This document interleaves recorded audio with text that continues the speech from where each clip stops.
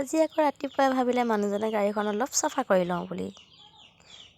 কালিলৈ আকৌ বৰমা ঘৰত মৃত্যু চিনাকি বিয়া আছে, তালৈ যাব লাগিব। সেইবাবে ভাবিলে মানুহজনে ৰাতিপুৱা যিহেতুকে কামলৈকে ওলাই যায়, সেইকাৰণে ৰাতিপুৱাই শুই উঠিয়ে গাড়ীখনে চাফা কৰিব লৈছে আৰু। দেউতাকৰ লগত গাড়ীত বহি পেলাই দেখিছেনে, দেউতাকে গাড়ী চাফা কৰি আছে আৰু বেটাই উঠি পেলাই এনেই কিবা কিবি কৰি আছে গাড়ীতে বহি পেলাই।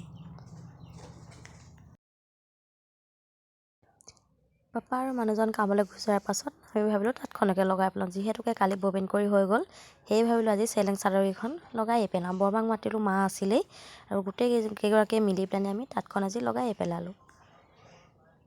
সেয়া বেটাই অকলে অকলে আমি তাঁত লগাৰ কাৰণে সি খেলি আছে। এয়া আকৌ মায়ে এয়া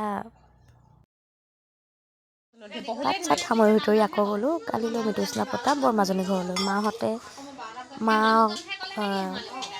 আপা সকলো মিলি একেলগে মিঠৈ বনাই আছে, লাডু বনাইছে, মিঠৈ বনাইছে কালিলৈ মৃতুস্নাহৰ বাবে। আৰু ইয়াৰ পৰা যিহেতুকে ছোৱালী ঘৰলৈ যাব, ছোৱালী ঘৰলৈ মিঠৈ লাডু লৈ যাবৰ বাবে মাহঁতে অকণমান সহায় কৰি দিছে মিঠৈ বনাই পেলাই।